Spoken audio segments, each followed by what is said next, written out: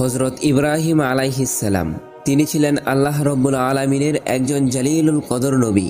আল্লাহ রাব্বুল আলামিন তাকে এই পৃথিবীতে প্রেরণ করেছিলেন একমাত্র মূর্তি পূজাকে ধ্বংস করার জন্য এবং পৃথিবীর মানুষকে শিরিক থেকে রক্ষা করার জন্য।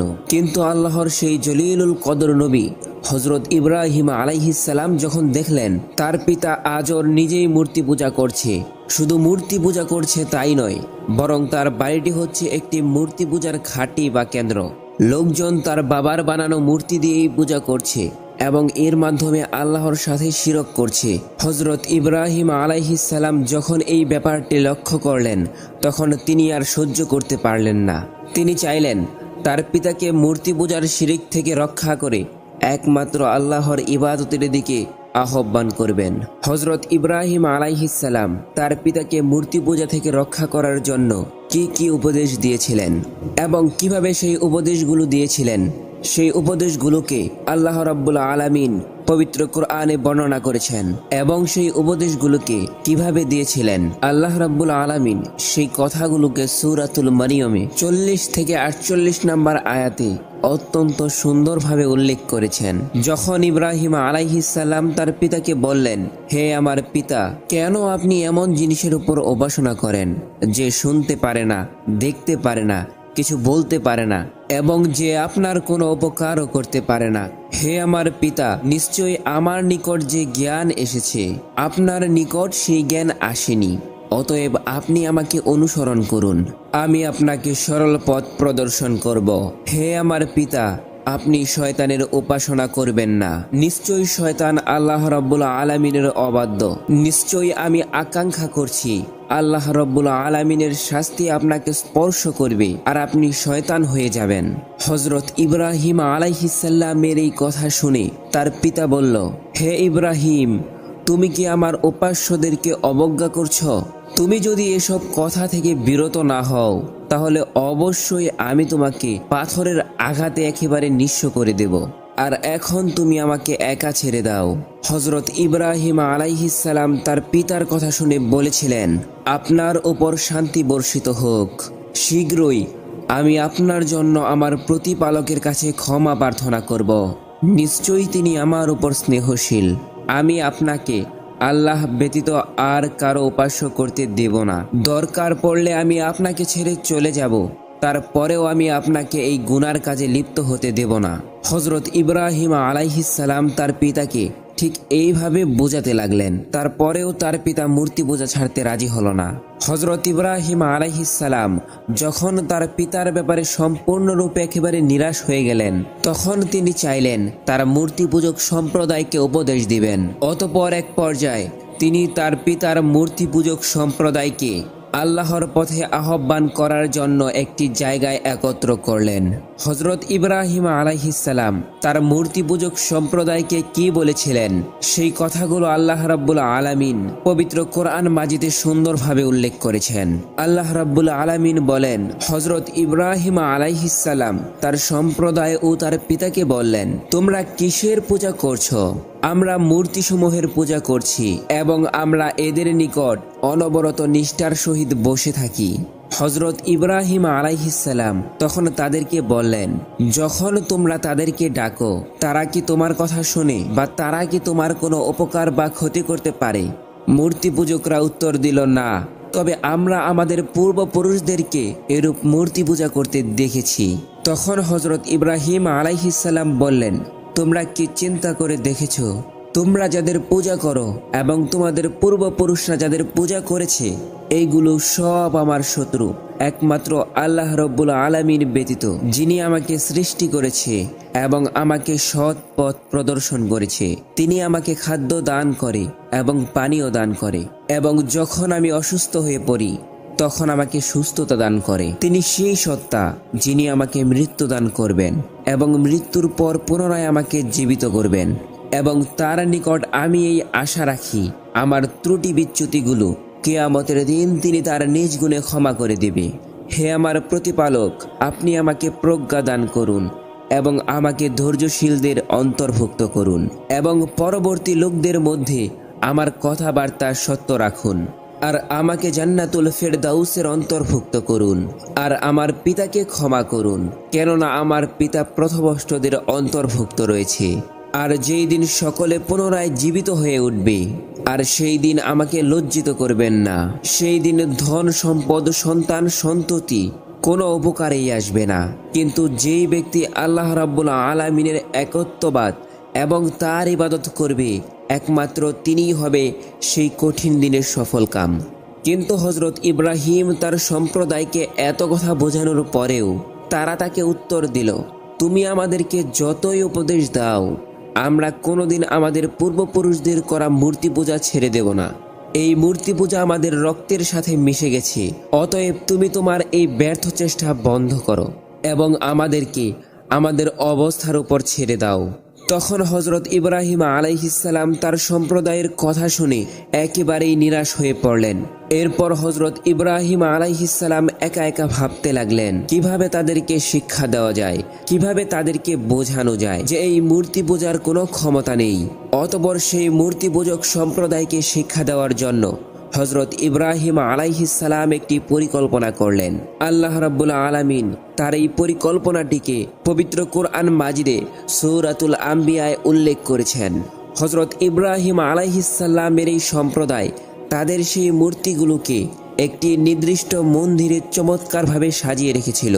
হযরত ইব্রাহিম আলাইহিসসালাম তখন পরিকল্পনা করেছিলেন যে কোনো দিন যদি একটু সুযোগ পাই, তাহলে আমি তাদের সেই মূর্তিগুলোকে ভেঙে একেবারে চুরমার করে দেব। কিন্তু অনেক দিন ধরেই তিনি এই সুযোগ পাচ্ছেন না। অতঃপর একদিন আল্লাহ রাব্বুল আলামিন তাকে এই সুযোগ দান করলেন। সেই ঘটনাটি ছিল এইরূপ যে সেই যুগে হযরত ইব্রাহিম আলাইহিসসালামের সম্প্রদায় যে মেলায় যেত, সেই মেলাটি বছরে একবার বসত। আর হযরত ইব্রাহিম আলাইহিসসালামের সেই সম্প্রদায় ওই মেলায় গিয়ে উপস্থিত হতো। যখন মেলার সময় চলে আসলো, তখন হযরত ইব্রাহিম আলাইহিসসালামের সেই সম্প্রদায় হযরত ইব্রাহিম আলাইহিসসালামের কাছে এসে বলল, হে ইব্রাহিম, চলো, তুমিও আমাদের সাথে মেলায় যাবে। তাদের প্রশ্নের জবাবে হযরত ইব্রাহিম আলাইহিসসালাম বললেন, আমি অসুস্থ। যখন তিনি তার এই অসুস্থতার কথা বললেন, তখন তার সম্প্রদায়ের লোকজন তাকে রেখেই মেলায় চলে গেল। প্রিয় দর্শক, অনেকেরই মনে হতে পারে যে হযরত ইব্রাহিম আলাইহিসসালাম মিথ্যা কথা বলেছে, কিন্তু গভীর দৃষ্টিতে তাকালে ইব্রাহিম আলাইহিসসালামের সেই কথাটি মিথ্যা ছিল না। তিনি বাস্তবিকভাবে তার এই সম্প্রদায়ের এমন করুণ দৃশ্য দেখে তিনি মানসিকভাবে অসুস্থ ছিলেন। আর সেই মানসিক অসুস্থতার কথা ইব্রাহিম আলাইহিসসালাম তার সম্প্রদায়কে জানিয়েছিলেন। অতঃপর যখন তার সম্প্রদায়ের লোকেরা সেই মেলায় চলে গেল, তখন হযরত ইব্রাহিম আলাইহিসসালাম হাতে একটি কুঠার নিয়ে সেই মন্দিরে প্রবেশ করলেন। মন্দিরের ভিতরে প্রবেশ করেই তিনি দেখতে পেলেন অসংখ্য মূর্তি সাজানো রয়েছে, আর সেই মূর্তিগুলোর সামনে রাখা আছে হরেক রকমের খাবার। অতঃপর ইব্রাহিম আলাইহিসসালাম সেই মূর্তিগুলোকে বললেন, তোমরা খাচ্ছ না কেন? তোমাদের কি হয়েছে? তোমরা কথা বলছো না কেন? হযরত ইব্রাহিম আলাইহিসসালাম আরো বললেন, হে মূর্তিরা, আমি তো শুনেছি যে তোমরা জীবন্ত মূর্তি, তাহলে তোমাদের সামনে এত হরেক রকমের খাবার থাকতেও তোমরা খাচ্ছ না কেন? তোমাদের সামনে রাখা খাবারগুলোকে খাও, এগুলো তো নষ্ট হয়ে যাচ্ছে। তোমরা নাড়াচাড়া করছো না কেন? আমি যে এতগুলো কথা তোমাদেরকে বলছি, তোমরা এর উত্তর দিচ্ছ না কেন? হযরত ইব্রাহিম আলাইহিসসালাম খুব ভালোভাবেই জানতেন যে এই মূর্তিগুলোর কোনো প্রাণ নেই, তারা কথা বলতে পারবে না, নড়াচড়া করতে পারবে না এবং খেতেও পারবে না। কিন্তু তারপরেও তিনি এই মূর্তিগুলোকে ব্যঙ্গ করে এই কথাগুলো বলেছিলেন। হযরত ইব্রাহিম আলাইহিসসালাম যখন দেখলেন মূর্তিগুলো খাবার খাচ্ছে না, তার কথারও কোনো উত্তর দিচ্ছে না, তখন তিনি বললেন, আচ্ছা, তাহলে তোমরা আমার কোনো কথার উত্তর দেবে না। এবার জেনে রাখো, আমি তোমাদের সকলকে চূর্ণ বিচূর্ণ করে দেব। আর আমি শুনেছি তোমরা নাকি মানুষকে বিপদ আপদ থেকে রক্ষা করো, কিন্তু হে মূর্তিগুলি, তোমরা জেনে রাখো কিছুক্ষণের মধ্যেই তোমরা চূর্ণ বিচূর্ণ হয়ে যাবে। এখন পারলে তোমরা তোমাদের নিজেদেরকে রক্ষা করে দেখাও। অতঃপর হযরত ইব্রাহিম আলাইহিসসালাম সেই মূর্তিগুলোকে ভেঙে চুরে একেবারে চূর্ণ বিচূর্ণ করে দিলেন। এরপর তিনি তার হাতের সেই কুঠারটিকে বড় মূর্তিটির ঘাড়ে লটকিয়ে রাখলেন। অতঃপর তিনি সেই মন্দির থেকে বিদায় গ্রহণ করলেন। হযরত ইব্রাহিম আলাইহিসসালামের এই ঘটনাটিকে আল্লাহ রাব্বুল আলামিন পবিত্র কোরআন মাজিদে সূরাতুল আম্বিয়ায় খুব চমৎকারভাবে বর্ণনা করেছেন। অতঃপর যখন হযরত ইব্রাহিম আলাইহিসসালামের সম্প্রদায়রা মেলাত থেকে ফিরে আসলো এবং মন্দিরে প্রবেশ করে তাদের মূর্তির এই অবস্থা দেখল, তখন তারা একেবারে হতাশ হয়ে পড়ল। তারা একেবারে কিংকর্তব্য বিমূঢ় হয়ে পড়ল, কি করবেন ভেবে পাচ্ছেন না। তখন তারা বলল, আমাদের এই মূর্তিগুলোর এই অবস্থা কে করেছে? সে অবশ্যই আমাদের শত্রুদের অন্তর্ভুক্ত। তখন সেই লোকগুলোর মধ্য থেকে একজন বলল, আমরা একজনকে এই মূর্তিগুলোর ব্যাপারে বিরূপ মন্তব্য করতে শুনেছি, তার নাম হলো ইব্রাহিম। এরপর একজন বলল, তাকে জনসম্মুখে হাজির করতে হবে।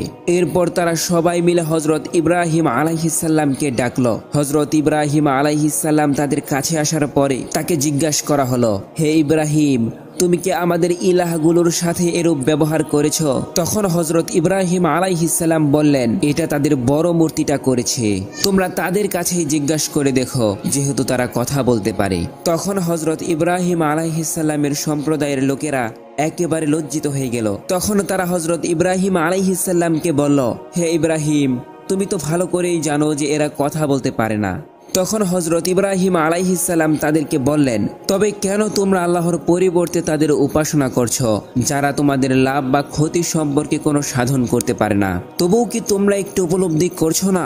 কিন্তু আল্লাহ রাব্বুল আলামিন হযরত ইব্রাহিম আলাইহিসসালামের এই সম্প্রদায়ের ভাগ্যে ঈমানের দৌলত লিখে রাখেননি। তাই তাদেরকে এত করে উপদেশ দেওয়ার পরেও আল্লাহর রাস্তায় আসতে পারেনি, বরং তারা হযরত ইব্রাহিম আলাইহিসসালামের ব্যাপারে উল্টা অ্যাকশন নেওয়ার জন্য পরিকল্পনা করল।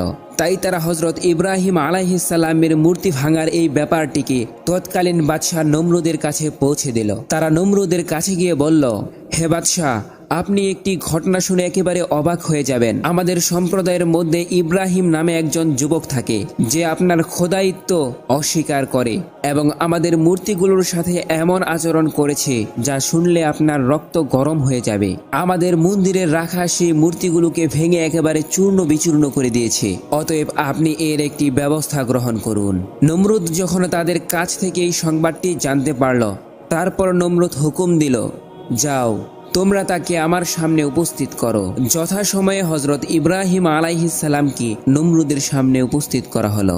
যখন হযরত ইব্রাহিম আলাইহিসসালাম নমরুদের সামনে এসে দাঁড়ালো, তখন নমরুদ তাকে প্রশ্ন করলো, হে যুবক, আমি শুনেছি তুমি নাকি আমাকে খোদা বলে স্বীকার করো না, এবং আমি আরো শুনেছি যে তুমি নাকি আমাদের মূর্তিগুলোর সাথে অত্যন্ত মর্মাহত ব্যবহার করেছ।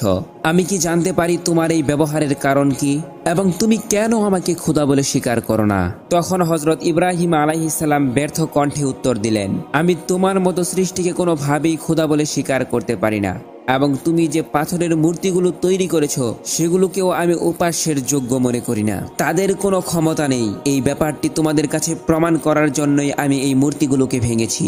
আমার খোদা একমাত্র এই বিশ্বজাহানের সৃষ্টিকর্তা, যিনি তামাম মাখলুকের সৃষ্টিকর্তা, যিনি আসমান জমিন সৃষ্টি করেছেন, যিনি তোমাকেও আমাকেও সৃষ্টি করেছেন, যিনি কোনো পিতামাতার থেকে জন্মগ্রহণ করেননি, তাহার সমতুল্য সমকক্ষ কেউ নেই। তুমি তো তোমার পিতামাতার থেকে জন্মগ্রহণ করেছো, অতএব তোমাকে খোদা হিসাবে স্বীকৃতি দেওয়ার কোনো মানে নেই। অতঃপর নমরুদ বলল, আমি ছাড়া যদি তোমাদের আর কোনো ইলাহ থাকে, তাহলে তুমি তার এমন গুণাবলী বর্ণনা করো যা আমার মধ্যে নেই।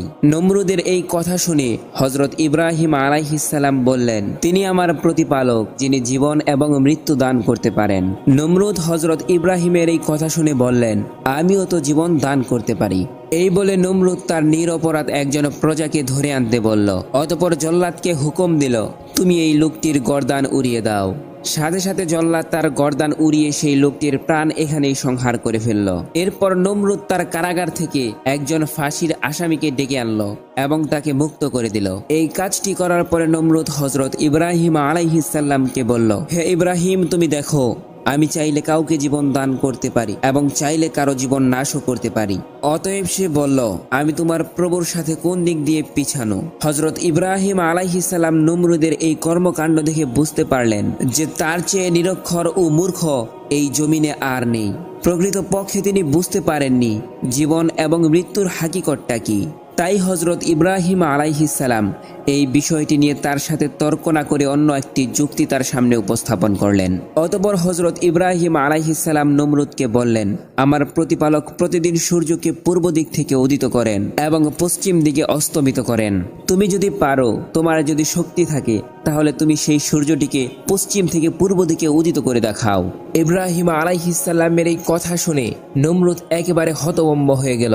নমরুদের কাছে ইব্রাহিম আলাইহিস সালামের কথার কোনো উত্তর ছিল না। নমরুদ যখন বুঝতে পারল এই যুবকের সাথে বেশি তর্ক বিতর্ক করলে তার খোদায়িত্ব দাবি হুমকির মুখে পড়ে যাবে, তখন নমরুদ বলল, এই যুবককে কালকুণ্ডলিতে বন্দি করে রাখো, আমরা তার ব্যাপারে পরবর্তী পদক্ষেপ নিয়ে আলোচনা করব। নমরুদের হুকুমে হযরত ইব্রাহিম আলাইহিস সালামকে কালকুণ্ডলিতে বন্দি করে রাখা হলো। এরপর নমরুদ তার সভাসদদের সাথে পরামর্শ করতে লাগলো হযরত ইব্রাহিম আলাইহিস সালামের ব্যাপারে কি করা যায়, কিভাবে তাকে একটা দৃষ্টান্তমূলক শাস্তি দেওয়া যায়। নমরুদের সভাসদদের মধ্য থেকে একজন বলল, হে বাদশাহ নামদার, আমরা তাকে কতল করে ফেলি। কিন্তু এই প্রস্তাবটি নমরুদের কাছে পছন্দনীয় হলো না। অপর আর একজন বলল, হে বাদশাহ নামদার, আমরা তাকে জনসম্মুখে অগ্নিতে পুড়ে ভস্ম করে দেই। এর মাধ্যমে সকলে একটি দৃষ্টান্তমূলক শিক্ষা গ্রহণ করবে। ভবিষ্যতে এইরকম গুরুতর অপরাধ করার সাহস কেউ পাবে না। এই প্রস্তাবটি নমরুদের কাছে অত্যন্ত পছন্দনীয় হলো। সে তার সম্পূর্ণ রাজ্যে ঘোষণা করে দিল, তোমরা অগ্নিকুণ্ড প্রজ্বলিত করার জন্য কাঠ সংগ্রহ করো। নমরুদের হুকুমে তার রাজ্যের প্রজারা একটি খোলা ময়দানে অসংখ্য কাঠ জড়ো করে অগ্নিকুণ্ড প্রজ্বলিত করলো। অনেক দিন পর্যন্ত কাঠ সংগ্রহ করতে লাগলো। যখন আগুন জ্বালানোর জন্য পর্যাপ্ত পরিমাণ কাঠের সরবরাহ হলো, তখন নমরুদের হুকুমে সেই গাছগুলিতে আগুন দেওয়া হলো, আর সাথে সাথে ধাউ ধাউ করে জ্বলে উঠল আগুন। আগুনের তাপ ও প্রজ্জ্বল এতটাই তীব্র ছিল যে সেই আগুনের 1 মাইল উপর দিয়ে কোনো পাখি উড়ে গেলে তা পুড়ে ভস্ম হয়ে যেত। এরপর নমরুদের শত্রুরা হযরত ইব্রাহিম আলাইহিস সালামকে আগুনে পোড়ানোর জন্য তাকে সেই স্থানটিতে নিয়ে আসলো। কিন্তু সেখানে তারা একটি গুরুতর সমস্যার সম্মুখীন হলো। সেখানে আগুনের উত্তাপ এতই তীব্র ছিল যে সেই আগুনের পাশে গিয়ে তারা হযরত ইব্রাহিম আলাইহিস সালামকে নিক্ষেপ করবে এই সাহস তাদের হলো না। এই বিষয়টা যখন ইবলিস শয়তান লক্ষ্য করলো যে তার চেলারা একটা বিপদে পড়ে গেছে, ইবলিস শয়তান তখন মনে মনে ভাবলো, এই মুহূর্তে আমার চেলাপেলাকে সাহায্য করাই তো আমার শয়তানি দায়িত্ব। তাই সে একটি ভালো মানুষের আকৃতিতে নমরুদের সৈন্যদের কাছে এসে বলল, ওহে বৎসরা, তোমরা যদি ইব্রাহিমকে অগ্নিকুণ্ডে নিক্ষেপ করতে চাও, তাহলে তোমরা একটি চরকা নির্মাণ করো। সেই চরকাতে বেঁধে তোমরা ইব্রাহিমকে অগ্নিকুণ্ডে নিক্ষেপ করতে পারো। এতে করে ইব্রাহিম একেবারে অগ্নিকুণ্ডের মাঝখানে গিয়ে পড়বে। ইবলিসের কথা মতো নমরুদের শত্রুরা ইব্রাহিম আলাইহিস সালামকে অগ্নিকুণ্ডে নিক্ষেপ করার জন্য একটি চরকা নির্মাণ করলেন। অতঃপর তারা নবীকে অগ্নিকুণ্ডে নিক্ষেপ করার জন্য নবীকে সেই চরকার সাথে বাঁধল। যখন নমরুদের চেলাপেলারা হযরত ইব্রাহিমকে আগুনে ফেলার মনস্থর করল, তখন আল্লাহর ফেরেশতারা সেই চরকাটিকে চেপে ধরলেন। অনেক চেষ্টা করেও নমরুদের সৈন্যরা আল্লাহর নবী ইব্রাহিমকে কোনোভাবেই আগুনের মধ্যে ফেলতে পারল না। তখন ইবলিস শয়তান এই বিষয়টি লক্ষ্য করল এবং সে আবারও একটা ভালো মানুষের বেশে এসে নমরুদের সৈন্যদেরকে বলল, তোমরা এভাবে ইব্রাহিমকে অগ্নিকুণ্ডে নিক্ষেপ করতে পারবে না। তোমরা যদি ইব্রাহিমকে অগ্নিকুণ্ডে নিক্ষেপ করতে চাও, তাহলে এখানে নর্তকীর ব্যবস্থা করো, কেননা এই চরকিতে অসংখ্য পরিমাণ আল্লাহর ফেরেশতারা ধরে আছে, যার কারণে তোমরা এই চরকি ঘোরাতে সক্ষম হচ্ছ না। কাজেই এখানে যদি তোমরা নর্তকীর ব্যবস্থা করতে পারো, এখানে আল্লাহর ফেরেশতারা লজ্জা পেয়ে চলে যাবে, আর তোমরা খুব অনায়াসে ইব্রাহিমকে অগ্নিকুণ্ডে নিক্ষেপ করতে পারবে। ইবলিসের কথা মতো নমরুদের সৈন্যরা সেখানে নর্তকীর ব্যবস্থা করলো। সেখানে ল্যাংটা গানের আয়োজন ও গান বাজনা চলতে লাগলো। এমত অবস্থায় আল্লাহর ফেরেশতারা সেখান থেকে চলে গেল এবং নমরুদের শত্রুরা হযরত ইব্রাহিম আলাইহিস সালামকে সেই চরকা দিয়ে একেবারে অগ্নিকুণ্ডের মধ্যে নিক্ষেপ করলেন। অগ্নিকুণ্ডে নিক্ষেপ হওয়ার সাথে সাথে হযরত জিবরাইল আলাইহিস সালাম হযরত ইব্রাহিম আলাইহিস সালামের কাছে উপস্থিত হয়ে গেলেন। হযরত জিবরাইল আলাইহিস সালাম নবী ইব্রাহিমকে বললেন, হে আল্লাহর নবী, আপনি শুধু হুকুম করুন। আপনি হুকুম করার সাথে সাথে আমি আমার এই ডানার সাহায্যে এক ঝাপটায় সমস্ত আগুনকে নিভিয়ে ফেলব। জিব্রাইল আলাইহিস সালামের এই কথা শুনে আল্লাহর নবী হযরত ইব্রাহিম আলাইহিস সালাম বললেন, ও জিব্রাইল, আমি তোমার কাছে সাহায্য চাইব কেন? আমার যদি সাহায্যের প্রয়োজন হয় তাহলে আমি আমার এক আল্লাহর কাছে সাহায্য চাইব। আমি যে বিপদে পতিত হয়েছি এটা কি আল্লাহ রাব্বুল আলামিন দেখছেন না? ও জিব্রাইল, যেহেতু আল্লাহ সরাসরি দেখছে যে তার নবী একটা বিপদে পতিত হয়েছে, তাহলে সে আমাকে সরাসরি সাহায্য করবে। আর সেই আল্লাহ ছাড়া আমি পৃথিবীর আর কারো কাছে কোনো প্রকার সাহায্য চাইব না। আল্লাহ যদি চান যে তিনি আমাকে এই অগ্নিকুণ্ড থেকে রক্ষা করবে, তাহলে খুব সহজেই তিনি আমাকে এই অগ্নিকুণ্ড থেকে রক্ষা করতে পারেন। আর যদি তিনি চান যে ইব্রাহিম এই অগ্নিকুণ্ডের মধ্যে প্রজ্বলিত হয়ে যাবে, তাহলে তাই হবে। আমি আল্লাহর চাওয়া পাওয়ার মধ্যে সন্তুষ্ট রয়েছি। হযরত ইব্রাহিমের এই কথা শুনে জিব্রাইল আলাইহিস সালাম তার কাছ থেকে বিদায় গ্রহণ করলেন। অতঃপর আল্লাহ রাব্বুল আলামিন সেই আগুনকে নির্দেশ দিয়েছিলেন, সেই ব্যাপারটি সূরাতুল আম্বিয়ায় অত্যন্ত চমৎকারভাবে উল্লেখ করেছেন। আল্লাহ রাব্বুল আলামিন সেই আগুনকে বলেছিলেন, হে আগুন, তুমি ইব্রাহিমের জন্য শীতল ও শান্তিদায়ক হয়ে যাও। খবরদার হে আগুন, তুমি যদি আমার ইব্রাহিম খলিলের একটি পশমও প্রজ্বলিত করো, তাহলে কিয়ামতের দিন আমার শাস্তি থেকে তোমাকে কেউ রক্ষা করতে পারবে না। আল্লাহ রাব্বুল আলামিনের এই নির্দেশ পাওয়ার সঙ্গে সঙ্গে তা হযরত ইব্রাহিম আলাইহিস সালামের জন্য শীতল ও আরামদায়ক হয়ে গেল। আর হযরত ইব্রাহিম আলাইহিস সালাম সে আগুনের মধ্যে বসে তাসবিহ তেলাওয়াত করতে লাগলেন। হযরত ইব্রাহিম আলাইহিস সালাম তার পরবর্তী জীবনে বলেছিলেন, আমি আমার জীবনে যে আনন্দের দিনগুলো কাটিয়েছিলাম তার মধ্যে সবচাইতে সুখকর ও শান্তিদায়ক দিন ছিল আমাকে যেই দিন নমরুদ অগ্নিকুণ্ডে নিক্ষেপ করেছিল সেই দিন। আমি সেই অগ্নিকুণ্ডের ভিতরে বেহেশতের স্বাদ অনুভব করেছি। হযরত ইব্রাহিম আলাইহিস সালামের এই ঘটনাটি যখন নমরুদ দেখল, তখন সে ভাবতে লাগলো, হায়রে, এই ঘটনাটি যদি সাধারণ মানুষ জানতে পারে তাহলে তারা আমাকে আর খোদা বলে স্বীকৃতি দেবে না। তারা অবশ্যই ইব্রাহিমের সেই আল্লাহকে এক আল্লাহ বলে অনুসরণ করবে। তাই নবী ইব্রাহিমকে হত্যা করার জন্য পরবর্তী পদক্ষেপ কিভাবে নেওয়া যায় সেই চিন্তায় নমরুদ বিভোর হয়ে পড়ল। প্রিয় দর্শক, এই ছিল আল্লাহর নবী ইব্রাহিমকে অগ্নিকুণ্ডে নিক্ষেপ করার চমৎকার কাহিনী। কাহিনীটি কেমন লেগেছে তা অবশ্যই আপনারা কমেন্ট বক্সে জানিয়ে দিন। দেখা হচ্ছে অন্য আরও একটি ভিডিওতে। আজকের মতো বিদায় নিচ্ছি। আল্লাহ হাফেজ।